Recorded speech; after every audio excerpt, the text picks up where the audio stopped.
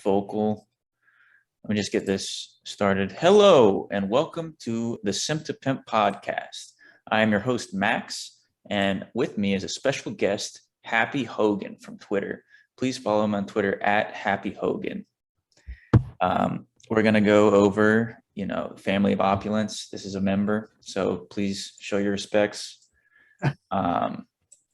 We're going to, just kick it. We're going to find out a lot about each other, and we'll go from there. So, thank you, Max. Appreciate it. Happy to be here, as the name implies. How'd you come up with that name? So one of my heroes, his name is Bob Hoffman. He was a big fitness guy in the 20th century. He had written this book that Jocko Willink had done on one of his episodes, and the book is How to Be Strong, Happy, and Healthy. That's kind of the idea. And Bob Hoffman cracked his fingers and whipped that thing out in like a week and a half. Wow. And I liked it. I thought that the concept was interesting. And Happy Hogan is he's a comic book character, I think. I'm not too big into the superheroes, but I figured, everybody likes some good alliteration. And so, I found myself smiling a lot, tweeting about smiley content. And so when I finally decided to, branch off and start the quote unquote personal brand, Real Happy Hogan seemed to have a nice ring to it. And I guess I've kind of diverged a little bit from that. I think I found that happiness is not really something that's like super. It's not that it's not worth pursuing. It's just that you're not going to find it if you pursue it. But if you go after something that's more maybe meaningful, that has a little bit more teeth. So haven't really necessarily like found too much about like quote unquote happiness to tweet about. But even still, I think it's important for everybody to remember once in a while to take it easy and crack a smile, and then the world starts smiling back. So there you go, Happy Hogan. Absolutely, dude. I love the sentiment anyways, even if you don't tweet positivity, which it seems like you do a lot, dude. You're very positive person, it seems like. I don't know why you wouldn't be, really. I think that's what it comes down to. I see a lot of negative Nancy's out there, especially nowadays. You hear about people swallowing the black pill, and I guess I try to be a white pill out there for people, because it's really no good. We're energy in motion. There's the positive swirls and there's the negative swirls, and if you are doing more to put good out there, then good comes right back. And that really starts with yourself and the internals. So yeah, I guess it is what it is, I guess. Yeah, that's awesome, dude. That is awesome. So before you started your brand, how long were you on to just this social media? How'd you get into social media? So I guess back in high school, so 2013 through 2016, me and my swim teammates were really big into Twitter. And Twitter was a little bit different back then.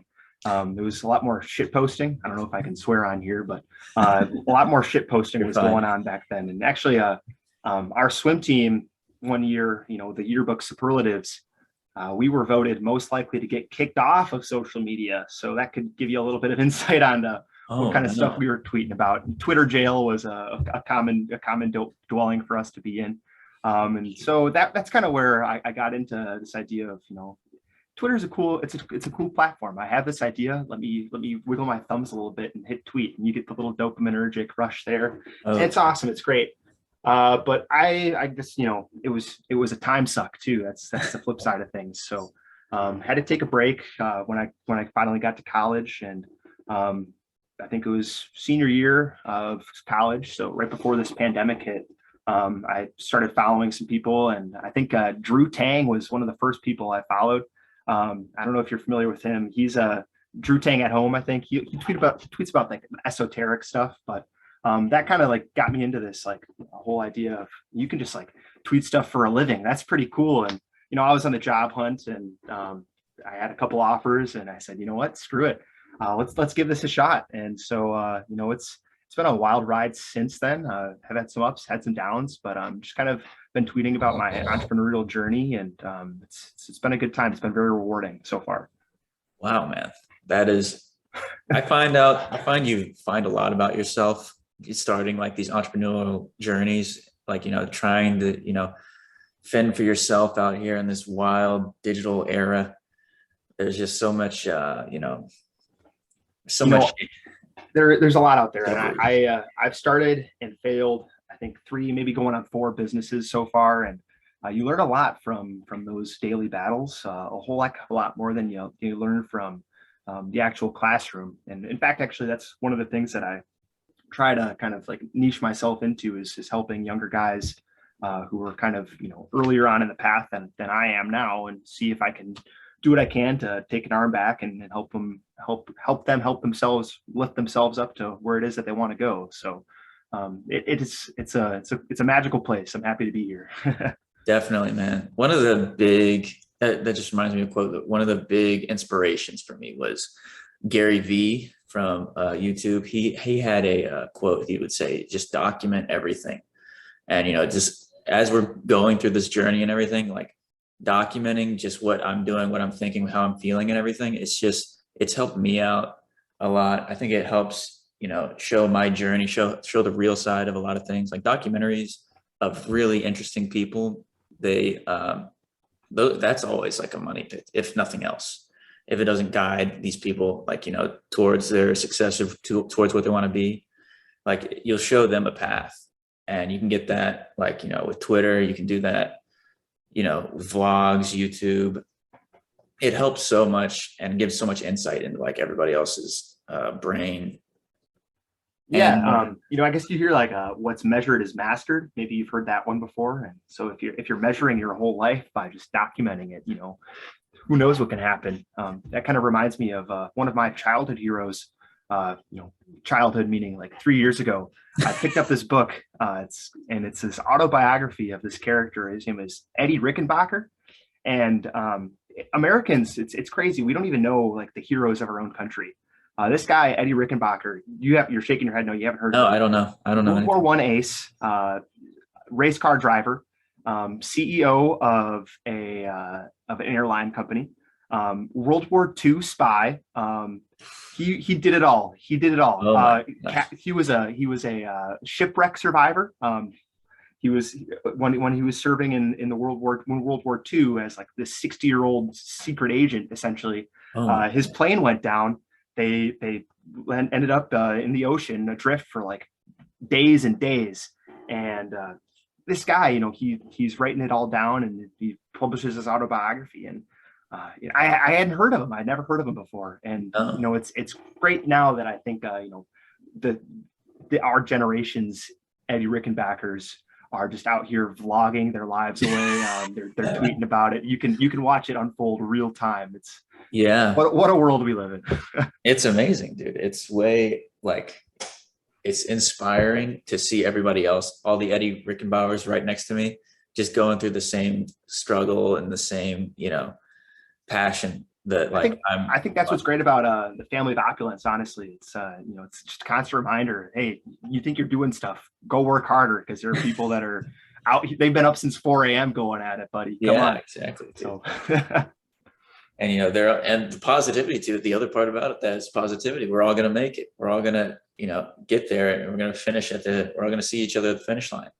That's the whole point of this whole thing, and that's exciting. Wag me. Wag me. I never said it like that before. I wouldn't. Yeah, now that it's out there, I'm not a big fan of it.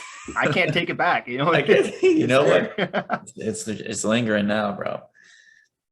What are your plans for this next year? You got any resolutions or anything? Any messages you want to Yeah. So I guess this is a trope that's drawn out a lot too. The New Year, if you have to wait until New Year's to, make a change in your life, come on, what are you doing? But no, I was talking to my training partner, I think it was today, maybe it was yesterday, about New Year's resolutions. And he had this college roommate, absolute just menace.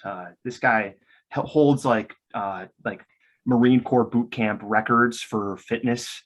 This guy is nuts. And so he has this challenge that he does. At least he did it in college, where January rolls around and it's called 100 push-ups every day. Doesn't seem so bad until you get to February, and then it's 200 push-ups every day. God. You know where this is going. And come December, if I can stick to this, I will be doing 1,200 push-ups every single day. Oh. I don't know if I'll have time to eat or sleep. Yeah, what kind of timing is that? Oh my gosh. Well, that's the thing, we work from home. You hop on a call, you're doing push-ups on the call, you put yourself on mute, you unmute yourself, so that sounds pretty good, but it's that's one of them, I think. But like I said, New Year's resolutions, I don't really know if those are for me. I think it's always a good time to kind of take this as a change of season. Obviously the calendar is a little bit different, but not much is really changing objectively from the 31st of December to the 1st of January. It's what's really different about you and about the world? Not much. And so I think it's important to recognize the seasonality of life. But I don't think that we should relegate ourselves to like once a year, like, all right, time to see how I'm doing. Because some people make it to 80, and if we only do New Year's resolutions, then that's only really like 60 or so like pauses where we're checking back on ourselves and setting our sights. It doesn't really seem too effective. I think we should do it more frequently. And maybe not too frequently, because then they kind of lose their impact and their meaning. But I like to do it a little bit more frequently than once a year. How about you? Yeah, you had a lot there. So I do want to say, I wanted to ask you about your training partner, obviously, what do you train and everything. But one of my favorite things I like to do for the new year is reflect. I kind of want to reflect on like how I came so far from last year and this year. It's one of the big things I kind of do every year, just making sure I'm progressing. Nothing crazy, but just like sit back, kind of meditate on it. Not long or anything, just pursue it. Make sure I'm still pursuing my goals, and like I'm getting there every year. For me, I'm probably going to do a resolution that's around like cutting back and kind of getting to the age where I'm definitely drinking is becoming less of a party thing and more of like a problem. Seeing a lot of my friends getting into that problem phase. So one thing I do want to say before I get into all this other stuff is I just noticed the cup. Is that a Delta Chi? Yeah, it is. That was the college fraternity that I was in. Excellent, dude. I actually one of the jobs that I held was like a chapter coach for a little while, and that was cool too. But were you a Greek man yourself? Yeah, I did dabble in the fraternity life. So I was in Sigma Phi Epsilon over at University of South Florida. So there's Sig Ep, and that was a lot of fun, but a lot of us got kicked out of that. Oh, my pledge class did actually. So we started our own. It was called Verdandi. For the last like 4 years or whatever, I was doing that. And it was a lot of hype behind that because, we're one of those headliner guys. There was like Gazzoni from UCF that did it. And then Verdandi at USF, which is what we did. And, we did our own parties. We did like a Verdardi. It's like a day party thing and, a lot of partying, in college. Yeah, if any of you guys are out there listening to this and you're in college, Greek life is something I cannot recommend highly enough. Just make sure you're doing it for the right reasons. Definitely, you can lose a lot of your vices to college and fraternity life. Like it's not everything, but it has a lot of benefits. It's definitely changed my life, changed me. Pledging. Or brotherhood stuff, very similar to the military. Yeah, not the same, obviously, but it's for a stupid cause. Well, not all of them, but no. I will say, just like generally close association, I think is like closely associating with a bunch of people that are supposed to be there for the right thing, trying to get better. I think that's really what Twitter is all about for me, this side of it at least, and the Family of Opulence too. But Yeah, you mentioned It goes back to networking. What I wanted to say was it goes back to networking, and your net Yeah. worth is worth what you network. Absolutely. I completely can get behind that one. If you don't network, if you're sitting there as an island, you're going to find yourself, grasping at straws. And, sometimes you never know when some like random acquaintance is going to be the person that pushes you over the finish line. And I think that's what I found. Yes, it's exactly. Yeah. That's why it's so close to Twitter. It's just who you DM and who you get following you. That just one person following you. I got this one guy, Volk. So Volk in Family of Opulence. Mm-hmm. I got Art of Purpose to follow him on Twitter, and his following skyrocketed.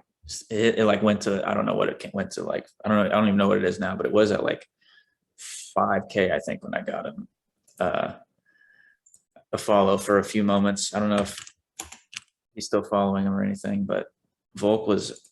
I've known Volk before Family of Opulence, and I'm super glad he's a part of it. Volk's a champion. That thing that he's making is super cool. I love it. Yeah.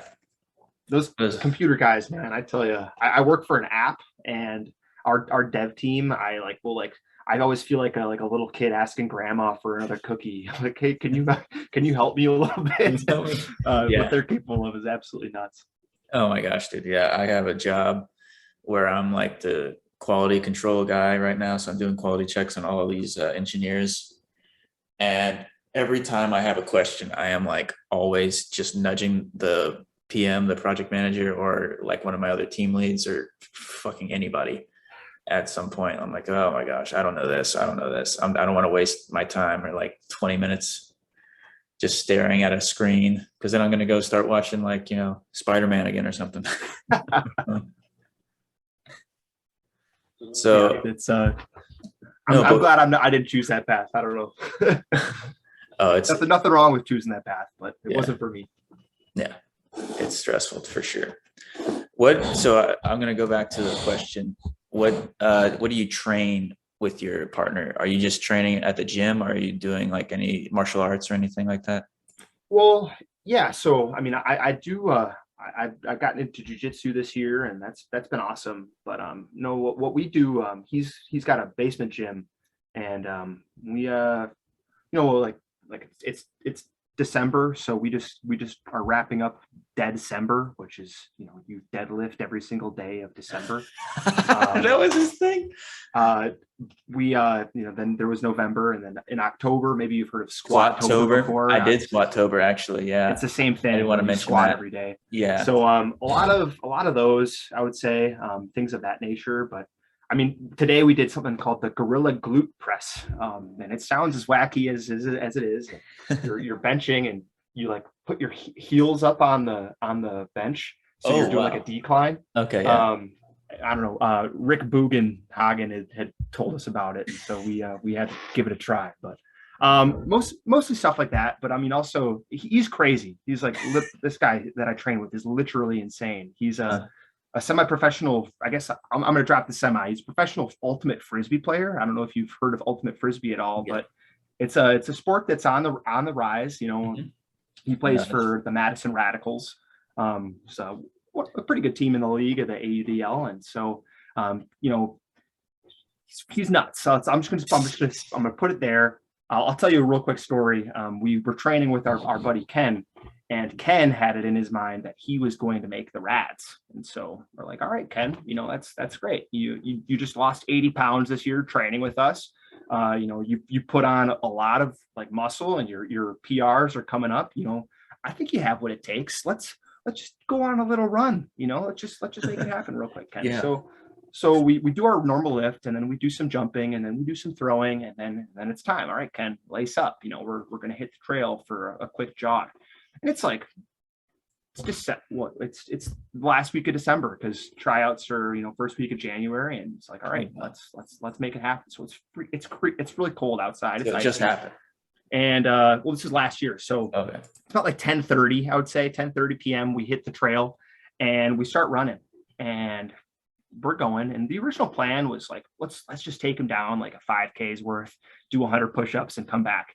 And like about 15 seconds into the run, Ken eats shit and smacks his elbow real bad because it's icy on the trail. So we're like, okay, change of plans. We're gonna scuttle our way off, and we're just going east now. We're just going, and we're going, and we're going, and we're running, and Ken's like, what the heck is this, guys? Like, what's going on? We're like, well, Ken, this is the Goggins. We're doing the Goggins right now. Oh my God. And he's like, well, how long's a Goggins? And we'd look at him and we'd smile and we'd say, how long's a Goggins? And we keep on going. And, another 10 minutes passes and Ken's like, I got to stop. And we're like, well, Ken, every time you stop, we're going to do push-ups. And so he's got to go pee and he's got to tie his shoes and, this and that, the other thing.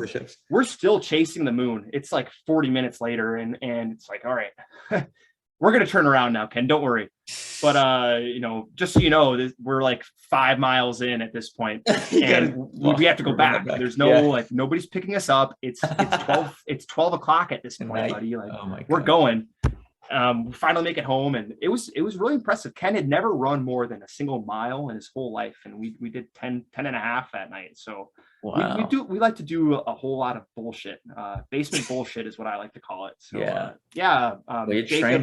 Jacob and I have been training for about a year and a half now, I think, and I hadn't really done too much like in this realm at all. I mean, I swam in high school, but never really took physicality or anything like that seriously until I started working out with Biz. And now at this point, we've started a little podcast where we chase failure. We're working with this app that I work on. We have our fitness room where we live stream our workouts, and we're selling programs. We're actually working with trying to get some more people going. It's a work in progress. So check it out. Cool. If you guys are listening, download Oxit and check out the fitness room. We have Work Hard Wednesdays where we live stream it, and we're just trying to make it happen. We'll see what happens, but it's a good time. That's fire, man. By the way, I did mess up your Twitter name earlier. It is at Real Happy Hogan, so he's really happy. Yeah, real, not fake. I'm not doing the smiling through your teeth bullshit. No, not some fake little scheme, smiling at a camera, smiling at a mirror just to make it crack or something. This is real stuff. It's the real stuff. Where are you based out of, by the way? Madison, Wisconsin. So not I don't know if you're familiar with Wisconsin. It's dog shit weather all the time, and then it's, of course, I'm in Madison. So most of the state is red, and then Madison is blue. The city. And then I'm in like a little tiny bubble within the blue that's even bluer. So it's a good time. It's very fun. Yeah. You're surrounded in the sea, or you're right next to the lakes too over there. Yeah, we got a pretty great chain of lakes. Not the Great Lakes, but it's a good chain of lakes. A lot of sailing and fishing growing up as a kid. So yeah, it's a cool place. I like Wisconsin. It's all right. I don't think I'm trying to stay here too much longer. I told myself last winter that this was the last winter, and here I am for another winter. So we'll see what happens. But well, it wasn't your fault, right? We got locked in this pandemic for a little bit. So well, I'll take ownership. I could have hiked down south or something. Who knows? There you go. Do a little bit longer than 8-10 miles south. Yeah, maybe next time. Yeah, I'm out in Florida. I don't know if you caught that. I'm in Tampa, Florida right now, which is where it is. That's where it's happening. Yeah, a lot of people are moving here. Every time I go out or talk to somebody, even in Miami, they're like, "Oh, I'm moving to Tampa." I was like, "Really?" Oh, yeah. Is it because of Tom Brady? Yeah, because of Tom Brady. It's because they're figuring out that I live here now, so that's another big thing that's going on. But we got the hockey too. I was just at a hockey game last night. We won 4-3, or it was like 5-4, 4-3 or something in overtime against the Canadians. So we're still kicking their ass too. Screw those guys. Yeah.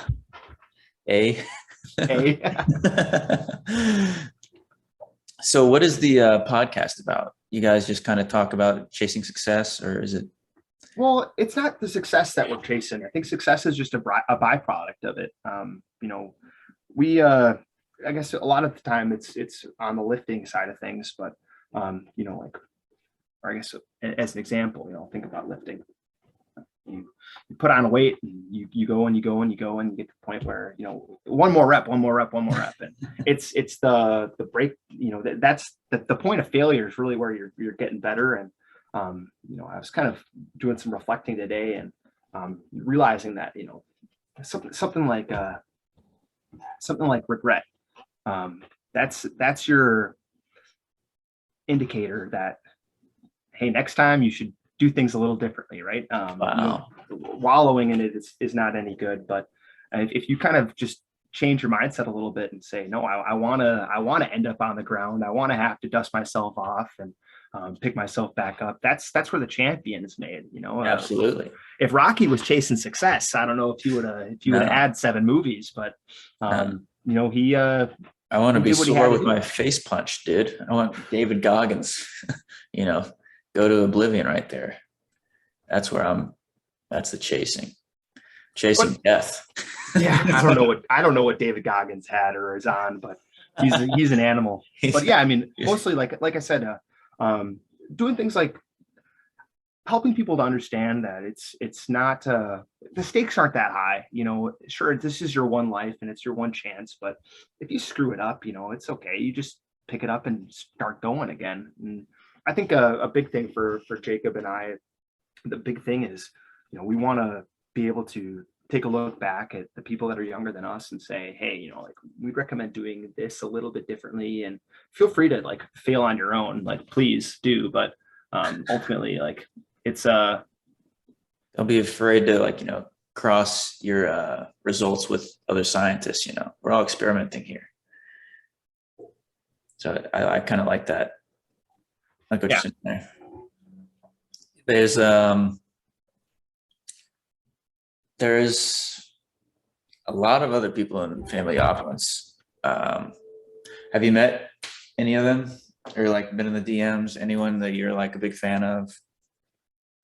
Besides yourself, you're obviously. Yeah, I mean, I think it was a complete fluke that I ended up in here in the first place. I just saw, and I wasn't following anybody. It just came up on my like Twitter Spaces, and I joined it, and it was just Brandon and Sasha just shooting the shit, and it was just those two, and so they gave me the mic, and we started the banter, and next thing you know, I guess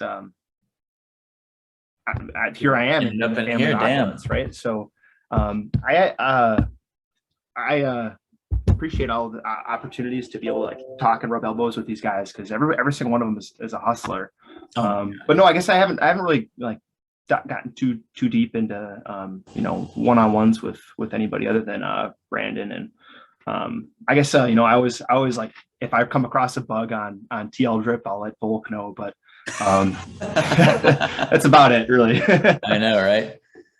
That was crazy. I wasn't expecting that already so soon too. It's like, what the hell? Sash like had like a bunch of fake accounts. Did you see about that?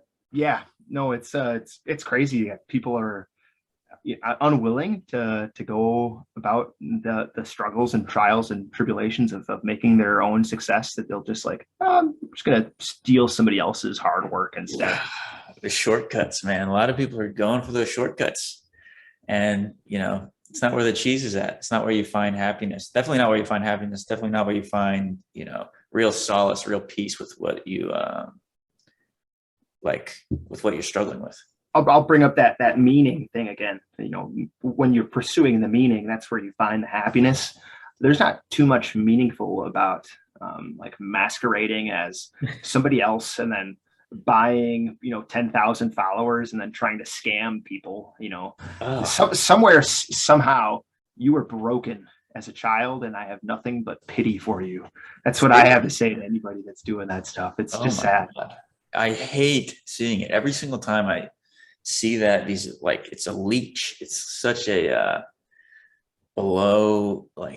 it's low energy, man, and I'm just not in the mood for it. Like right now, man, I've been so committed to this podcast. I mean, I've had my ups and downs for sure, but over the past year and a half, almost, I'm coming up on 2 years, I have just been like, going for this.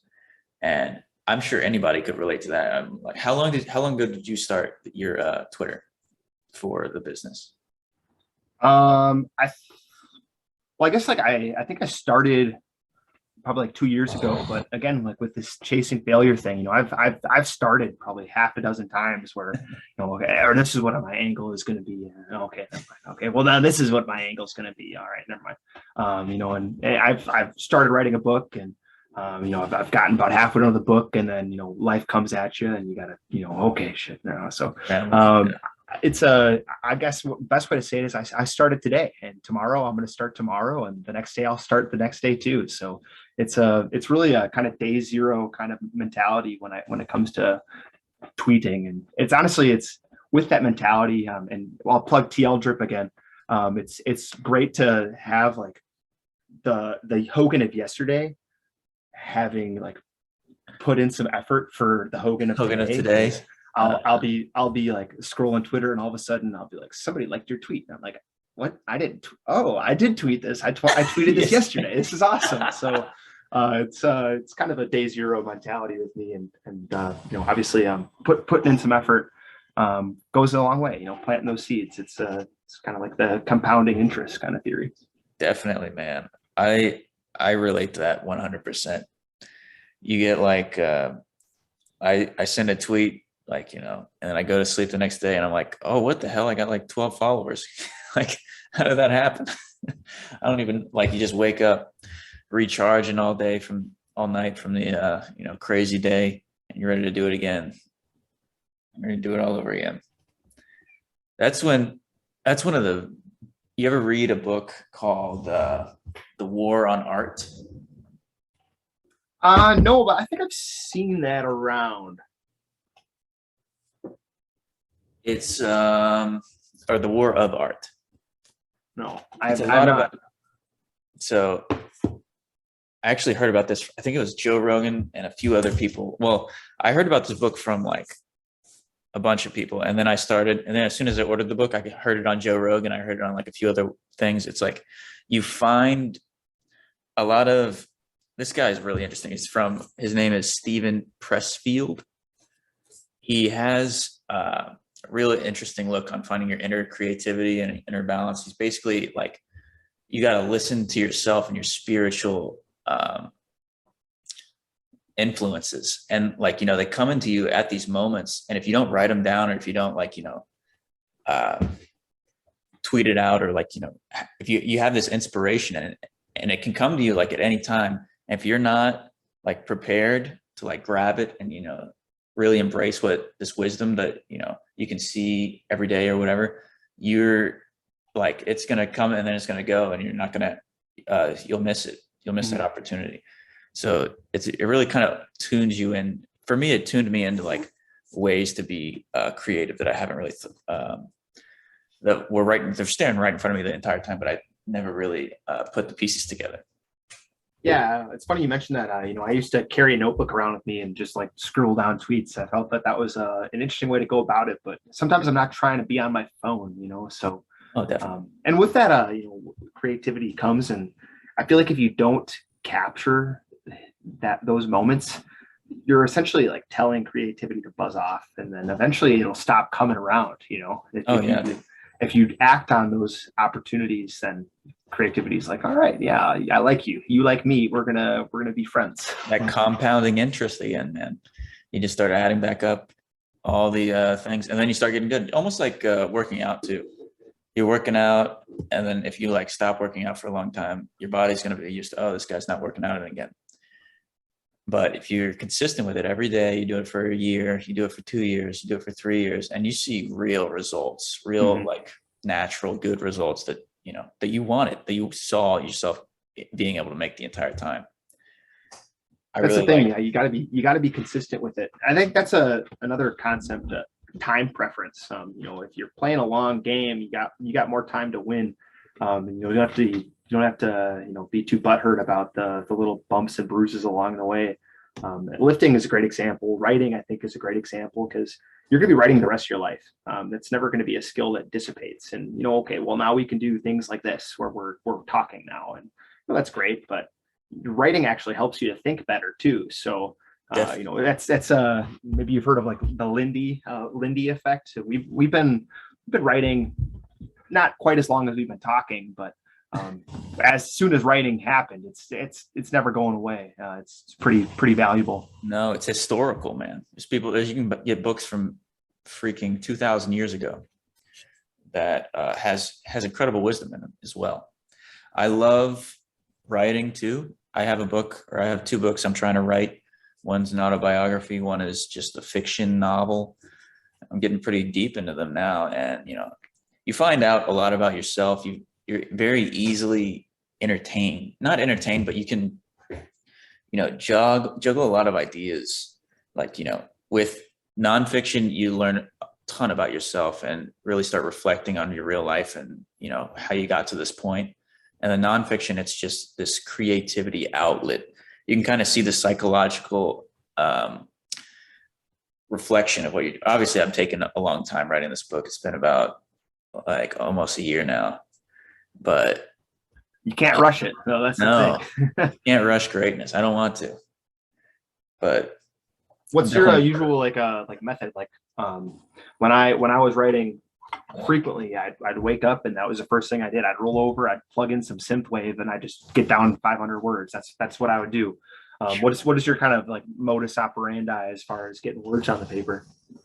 For me, mostly it is, I started out with an outline. I had a vision for what I wanted to do. I did a lot of, I jotted almost every single idea. Any sort of idea. I had a map. I wrote a map of like this fictional world that I wanted to create and everything. And I just like, oh, this would be funny if I did this or doing something like that. So I had that all kind of planned out, just like putting like, markers on a board and just kind of write it. I'm like writing different ideas like that. Inspiration from movies. I started watching about one movie at night for about 3 weeks. Just like movies that I haven't heard of or I haven't seen in a while. People would recommend me movies, and then and then I just like, any idea, or if I'm watching a movie, I would write down an idea that I thought would be really interesting to put in the book, or like something that I liked about this movie, or something that I liked about the way they're storytelling over here. I just kind of jotted a ton of ideas, and then I would go to the outline. I went to the outline and I wrote down like, names of each chapter, just like a whole overall hint and idea of what I want this book to go about, or like how it's going to do. And then I have characters. Every character I named after somebody that either inspired me, pissed me off, or, is ready to like get the wrath of this book or get the wrath of this like pen I'm going to roast them in. And then obviously I changed the names once I got my laugh in. And, it's all no harm anymore. I just changed the name. I would just highlight the word and be like, okay, replace word with different word. Yeah, that's one thing that, modernity really makes it a lot easier to just like the typing versus having to like go through and do the typewriter. Oh yeah. I mean, I definitely have, like, I have a journal too and everything that I write a bunch of shit in, but when you translate it onto a book and everything, it's the modern like world. It's so much simpler. Yeah. I guess like I find a lot of writing for me is just deleting things, which is kind of bullshit. Edit, yeah. The edit tactic is, yeah. Once I reread a lot of my stuff, I'm like, oh my God, this is a freaking nightmare. I can't believe was I drunk writing this? And usually I was. Sometimes, yeah. But it's like, that's inspiration too. Sometimes you need different states of mind just to get into a character, get into like, different, like how you want your audience to get fucked with or whatever.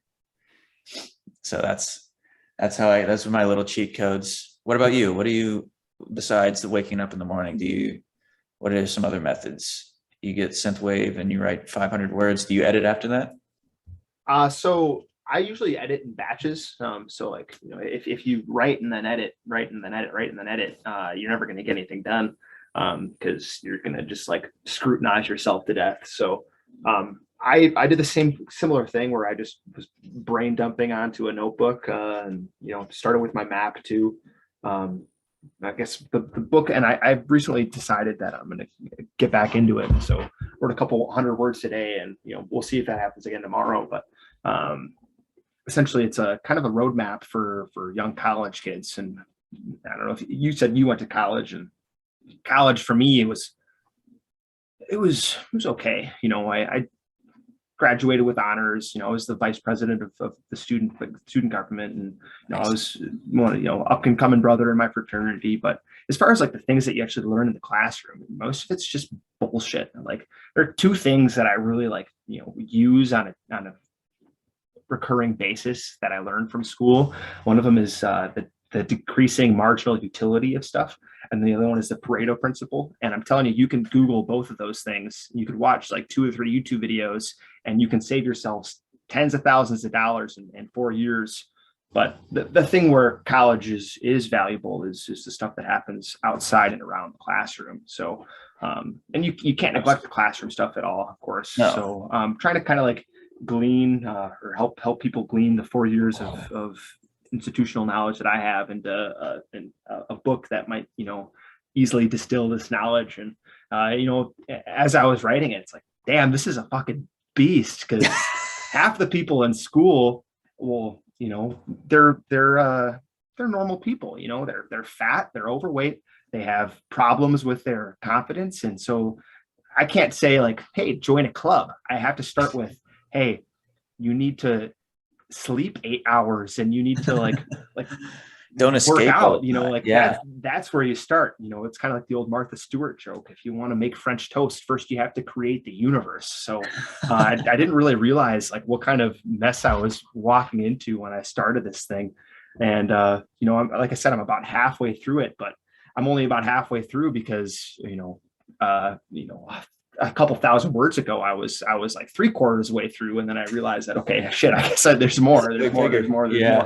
So I guess the synth wave is good. It definitely puts me in the mood to write things. But I don't know. I'm taking a break from coffee right now, and it just feels weird not having like a something of coffee in between sentences. So it's I don't know. It's just one of those things where if you don't do the thing, you're never going to get it done. So that's why I like the just like set the benchmark 250, 300, 500, whatever it is, words per day. Words, just make it happen, because if you don't, it's just not going to happen. It's never going to get there, man. Yeah, I feel the same way 100%.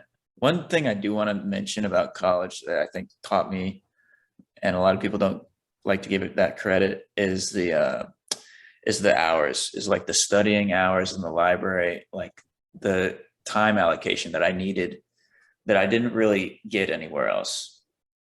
When I was growing up, it was mostly like my parents had like set things for me to do the entire time, and I didn't know how to do that myself when I got that freedom in college. And I think that really helped me out, like prioritize, if I want to do this, because you go to college or you go like anywhere like where you're the boss and you have all the free time in the world, you're like actually able to do whatever you want. As long as you're able to make friends, like you're in a fraternity, you're able to go to social functions, you're able to, join clubs, you're able to go join Ultimate Frisbee Club or play IMs or soccer or, do whatever you want. You got to prioritize, like, do you want honors in school? Do you want to finish an engineering degree? Do you want all these different things? Because if you just suck up in the fun spot where you're just playing video games or, you're just, isolating yourself, you're not going to get if you don't know where you're headed, any road will take you there. I think that's an old proverb that really kind of sums it up in my view. You absolutely right. You got to know where you're headed. If you want to go be a doctor, the 3.4 probably isn't going to cut it. But if you want to, drop out and be the next Mark Zuckerberg, then fuck, why even show up to class anyway? Yeah, just do it, man. But it does prioritize. It gave me a good purpose, I guess, is the word I'm trying to look for there. College has always been to me kind of like, hey, can you do your chores? All right, good. Good. You're All fit to be right. in society now. Here's a little stamp. You got your little certification now. It's a racket. It's a racket. No, that's why you definitely have fun there. Like, Oh, I I mean, see people working themselves to death. It's like, what are you doing? you're stressing out right now. You're such in a rush to leave. It's like, oh, I got out of college in 2 years. Great, man. Now get in the real world where you freaking wanted to go the whole time, I guess. You played yourself. You played yourself. Yeah. Congratulations, man. That's it. It's a weird one, but that's what they want. That's what they want. You can't really convince these people. A lot of Were you always going to go to college, or did you have any other plans in the works? bro, first of all, in high school, I think I was under so much pressure. Both my parents were engineers. Oh, And I just kind of put this own pressure on myself, kind of just didn't want to disappoint anybody or anything. I was also the oldest in my family. I was like the oldest of my cousins, or my cousins on one side, and then like his oldest brother. And I was like, fuck it. I think I gotta do this. And I think I can. So I just, without a second hesitation, I think my mom actually applied for college for like for summer colleges, but I had to apply, but I applied like to do colleges. And I was like, I'm not like the biggest fan of this, but I want to get the fuck out of this house. That's how I was feeling. So yeah. yeah. About the same for me. I think, hey, you have to go to school. Why? Oh, you have to pay for it too. What? This is bullshit. So I chose the cheapest state school I could find, and that was it was a good one for me. So it worked out. And that's another thing, I guess. Some people, that's a huge societal pressure. Whether it's familial or societal or your teachers. Hey, make sure you got to get good on ACTs so you can go to school. Everything's framed about like go to school, go to school, go to Huge school. frame, yeah. That's not the answer. Like the trades. Hello, those are a great. Those are way, yeah.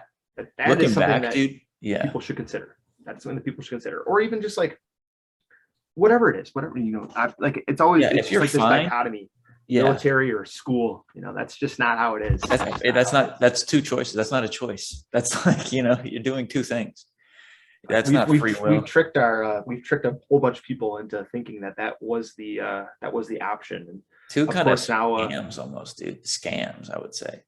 It's a tough word, but those are like, if you were fine, if you were happy, like, working, not happy, but if you were able to like, be sustainable, living like near your parents or something, having a job and like, progressing up the workforce, like by all means, man, continue that path. Like, don't let disruption or let outside influences like society that is losing their minds over anything dissuade you.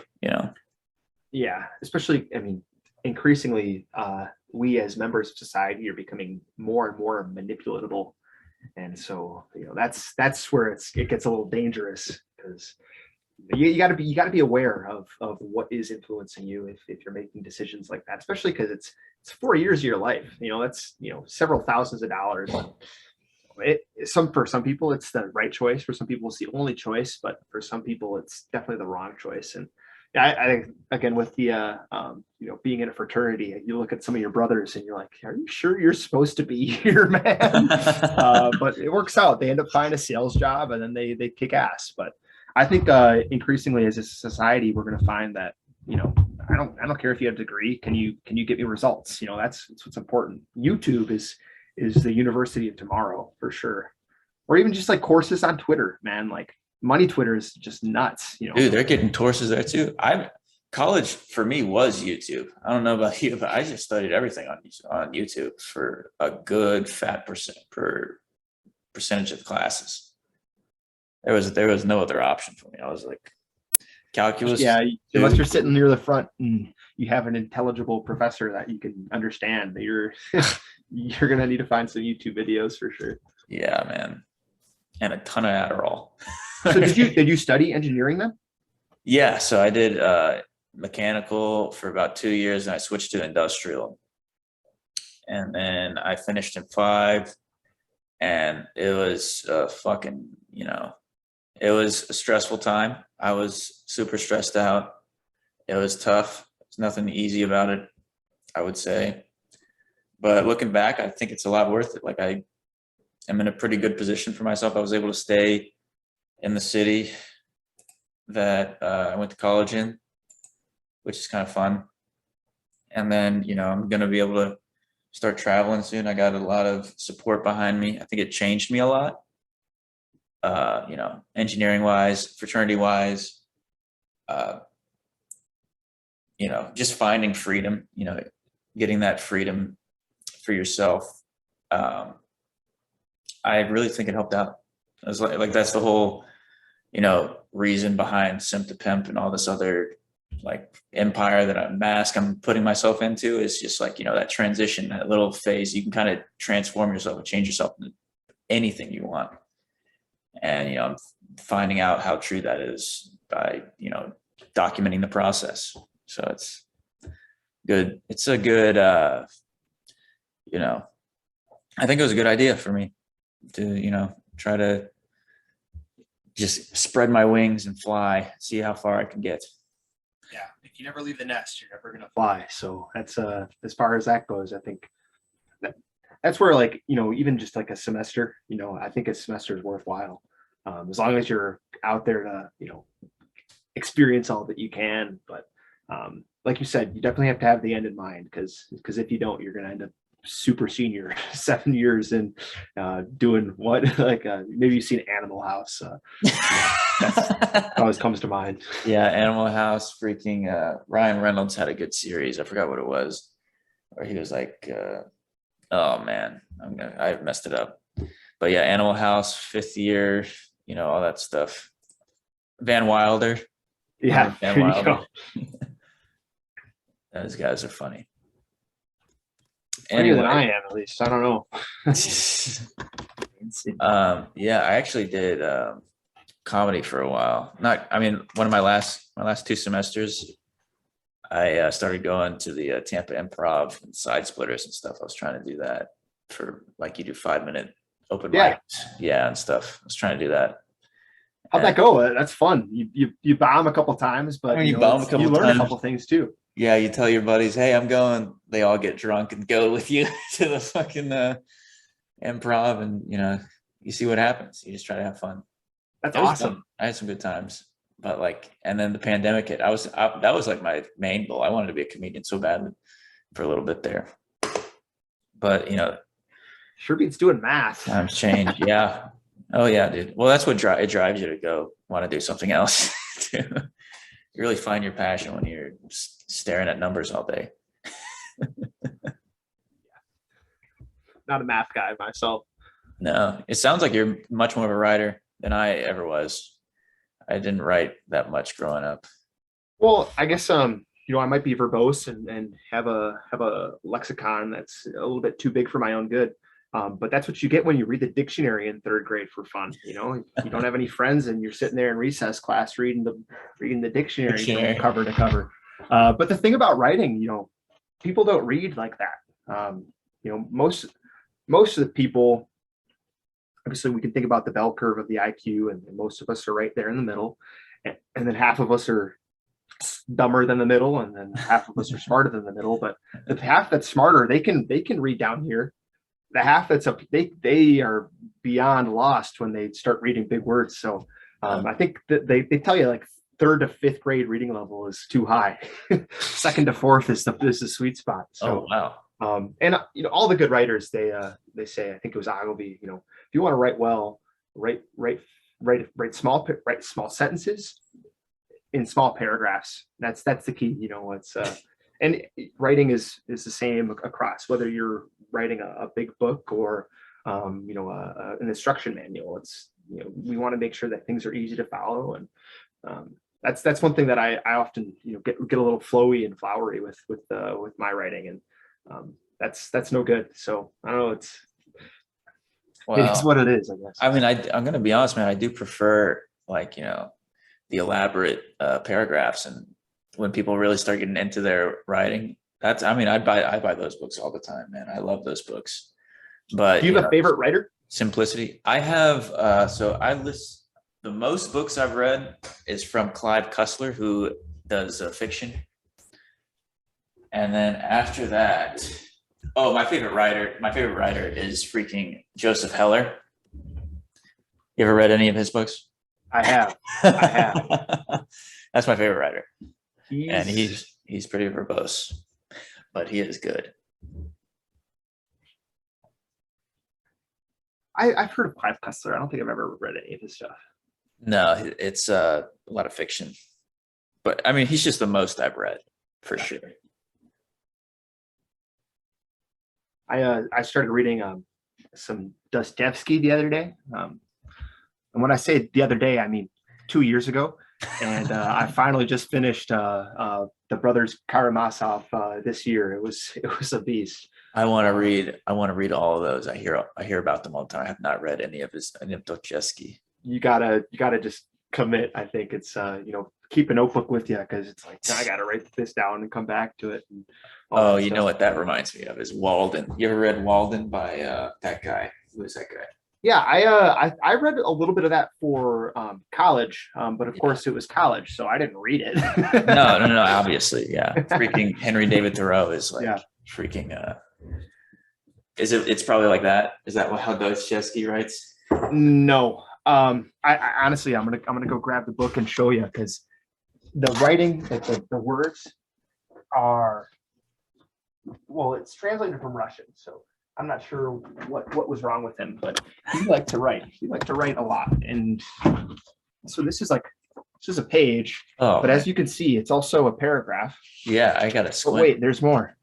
Oh, like, that's his entire paragraph. Oh no. This is what you're writing. So, or reading. Like, I don't know if I'll be able to find it, but like, this is one single paragraph. Oh geez, dude. A complete thought right there, dude. It's a goddamn thought. There's a literal 5-page paragraph in this tome. Oh man, bro.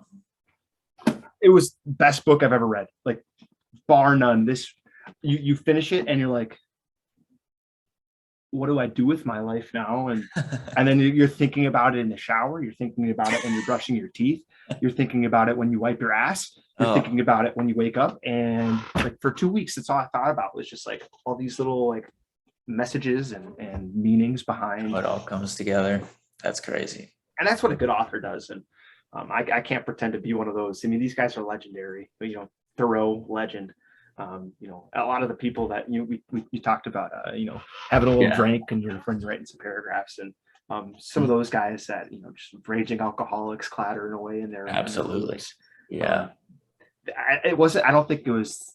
I think that more so was like a testament to like all the stuff that was in there, and like kind of like the burden that they have placed on them as these talents. Oh yeah, man. I agree with that. So we did about an hour. I kind of was scheduling some other stuff. Do you mind if I close out right now? Like, no, not at all. I appreciate the opportunity. This was a fun time. Dude, this was amazing, bro. We should definitely do this again. Thank you. Like, I want to expand on all these in writing and, our struggles and, how it came to be and everything else. But this was a lot of fun, and I'll see you next time, bro.